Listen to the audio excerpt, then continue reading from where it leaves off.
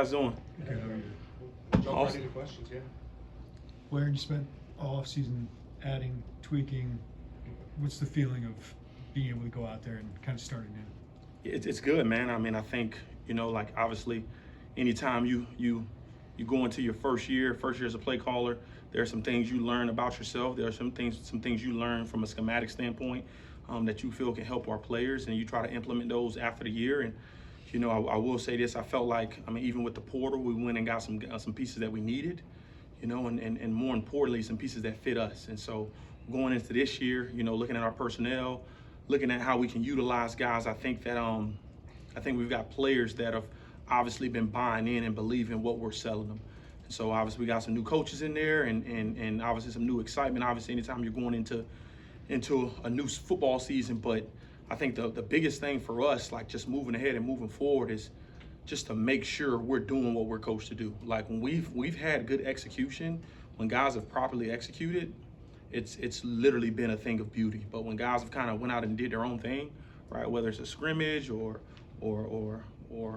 a game, like it's very, very, very telling, right? And you try to learn and grow from those moments. But what I'm so excited about in regards to this unit is for them to be able to showcase what we've been doing this offseason. Obviously with the, having Matt Bailey back, I mean, it definitely changed some things, and obviously it makes me feel really excited and comfortable, obviously as a play caller, because he's obviously one of our better players. But we got a lot of new additions that I'm really thrilled and excited for you guys to see. What gives you confidence in the group, and how eager are you guys? Because it feels like these guys have had a chip on their shoulder. Yeah, and I think, Coach always talks about having two chips, on both our shoulders. But like, I just think this group of young men, right? I just think that's how they function and operate. Like, they don't care about the outside noise. They don't care about who gets the credit. All they want to do is go out there and show people what real Illinois football is about. Illinois has had some really, really good football seasons, right? And Illinois also had some seasons where they were close and had some bad seasons. And so, obviously being the 100-year anniversary, our players, they have taken notice to that. You know what I mean? And for the guys who've been ahead of them, or who were before them, I should say, they've really taken a lot of pride in going out there and putting on the show, in terms of this football season, so that the former greats can be proud, But more importantly, this is an extremely eager group.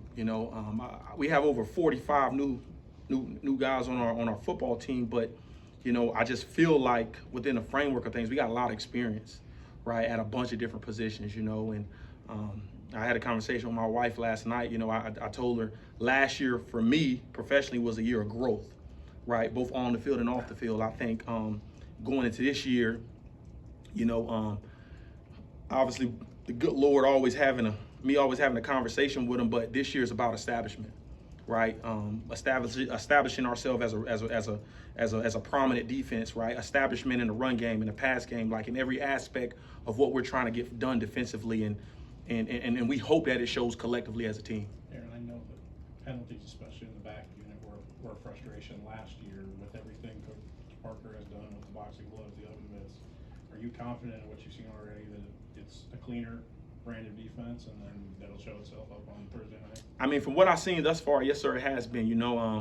We had a couple of scrimmages where refs came and we tried to ask them to be as critical as possible, right? Even things that could be nitpicky, we wanted them to be as critical as possible, only because we want to be able to showcase our players and show our players, like, this is what happens as a result of poor execution, right? And I keep bringing up this stat because it's so alarming to me. Like, last year, anytime we got a 15-yard penalty, that drive resulted in a touchdown, right? And so the goal is to play clean football. The goal is to be penalty-free.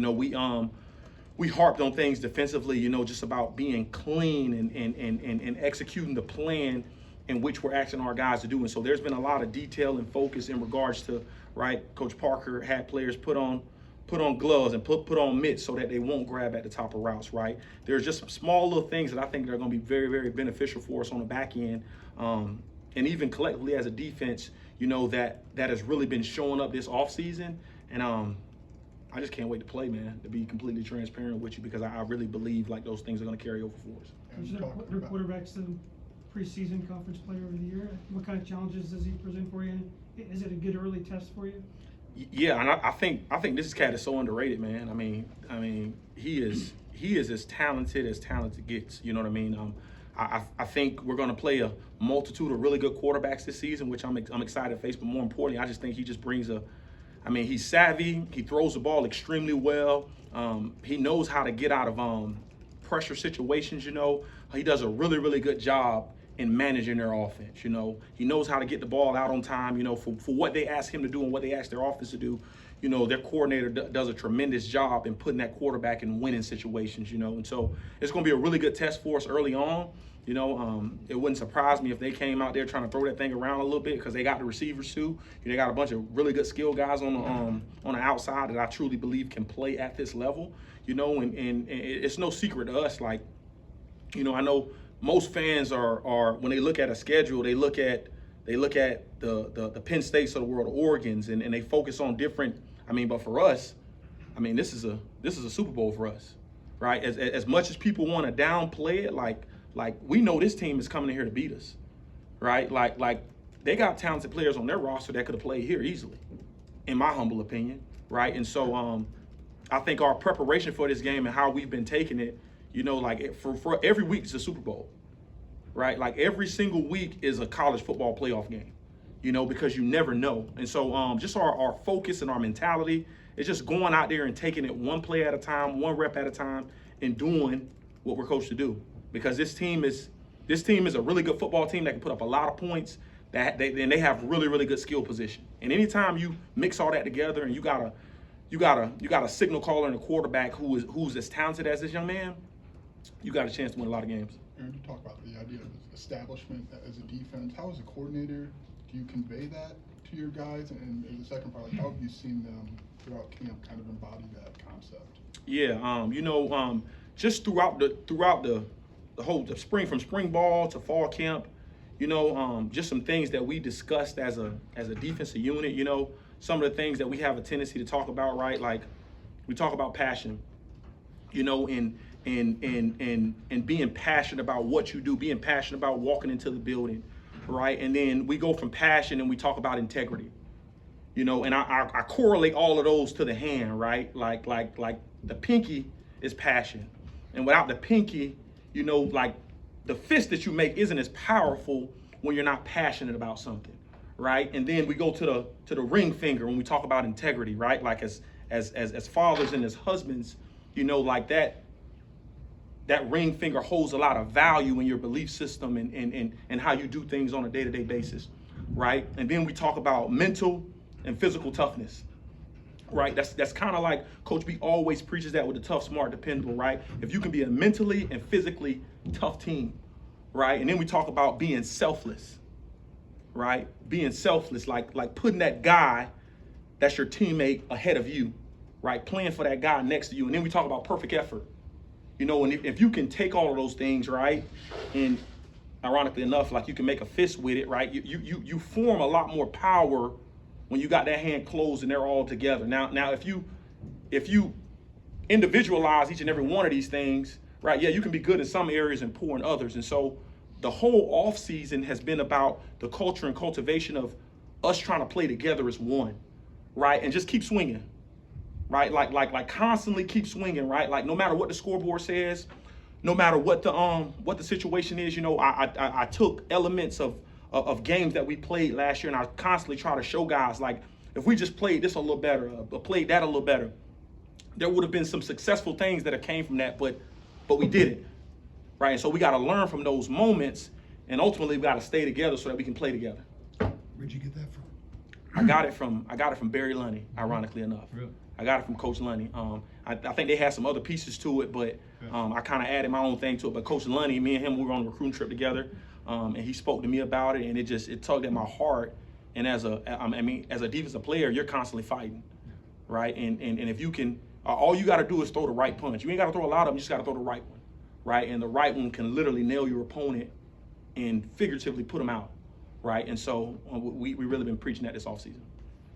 I guess when we've talked about Xavier this offseason, we've kind of looked at him through the lens of an outside guy, a boundary guy. So what do you like about how that skill set fits at that spot? Because we saw him a lot, Yes, sir. obviously, at Star last year. Yeah, I mean, you're going to see Xavier Scott all over the field.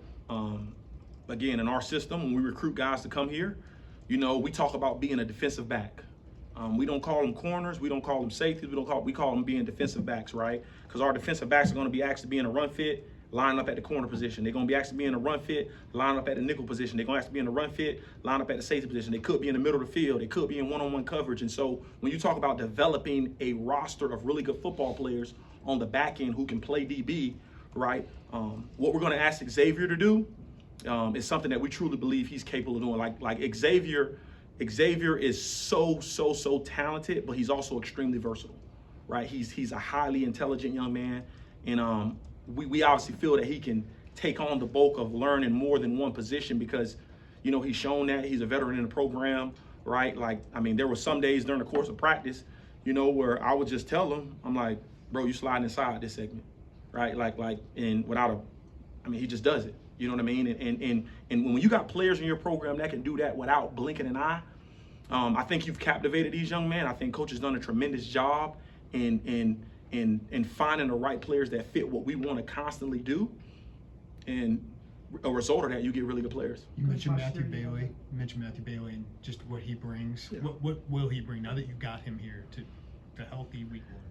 Yeah, I think what Matt brings is just a calmness, right? Like everybody has that one person that they can call when things get hectic, right? For some people it's their mom, for some folks it's their dad, right? Maybe it's your sister, maybe it's your wife or your girlfriend, right? Well, for me, Matt Bailey is like all of that, right? Like he just has a calming presence about him that when he's on the field, because he communicates at an elite level, because he watches film at an elite level, like there is a sense of security on the field when he's out there, right? And I just think really good players, really good players that I've been around, when you got a cat like that on the field, whether they're on the D line, at linebacker, or at the DB position, it obviously helps your defense. And so I'm just excited to see that young man go out there and play his butt off, man. I mean, just the road and the journey that he's been on. It's truly a testament to who he is. He's had to face a lot of adversity, and I can't tell you guys how. He is chomping at the bit, man. I mean, there's been times during fall camp where hey, dude, we ain't gonna put you in this, and he's like upset at me. Like he's dang near in tears because he's so passionate. He's so strong-willed. He's such a believer in what we're preaching from a culture standpoint and from a overall philosophical standpoint that he just wants to be out there and showcase his ability and talent, not just for himself but for his teammates. And anytime you got a player like that in your program that is like crying to get on the field, that it's burning him to get on the field, I think you got something special. Last year you had guys up front who took a lot of snaps. Do you see this group maybe as more of a rotation, 4, 5, 6 guys, or has somebody stepped up that showed you they can take 400 or 500 snaps? I think we got a group of guys collectively. This is probably, in my opinion, probably the most depth that we've had. Especially the guys up front and Coach Centum and Coach Jamison. They've done a tremendous job. I mean, we got some really, really good players at multiple positions, and we got some really good guys behind them that are. I mean, we're going to rotate as much as we can, to keep guys fresh and keep bodies fresh. But at the end of the day, we're going to have the guys out there that we feel can help us win at a consistent level, and whether that means rotation every other series or every couple of series or within the framework of a drive, if a guy gets tired, then that's going to be on a game-to-game basis. What have you thought about maybe using the tablets during the scrimmages, mock games, like to teach and coach in the moment, which you haven't been able to do before?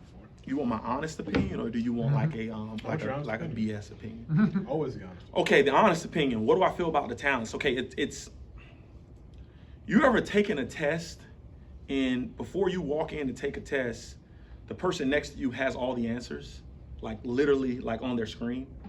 No. You probably haven't, right? Well. Growing up in Immokalee, Florida, there have been occasions where you walk in a classroom and the person next to you has all the answers, right? Well, those tablets, it used to be wait until the game's over to kind of get the info that you need. Oh, we should have did this or that. Well, you're going to be able to find out info like right as the drive is ending, right? You're going to be able to gather info literally as the drive is ended. And so there's going to be a point of emphasis on It's not what happened, but what could happen, right? It's okay. They didn't get us here. This play went for a TFL or a sack, but it could have did this. So there's going to be a lot of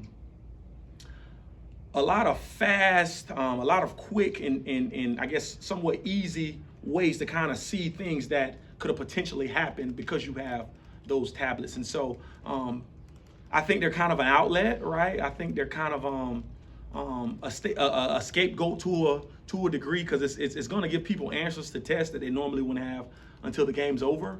But I mean, at the end of the day, right? It's about players, you know, and if you have the right players in the right position and you prepare them the right way, I think they're gonna have a chance. But I like the tablets, but in a sense, the tablets can almost kind of hinder you in some facets, because guys come off the sideline, that's all they want to do is look at it, right? That's all they want. I mean, as opposed to like what could have potentially happened, right? They want to see their sack, or they want to see their big hit or whatever, and it's like, dude, we ain't doing it for that, right? We're doing it to make corrections on certain things. But so there's pros and cons to it. We had a dry run of it last week. You know, it was pretty good for us, and I'm excited about it. But there's some knocks on it, right? Because it is video, right? Because I mean, if it was live stills, if it was stills, that'll be one thing, just regular pictures. But this is like full video, right? And you can get some quality information from full video. All right, thanks, Coach Henry.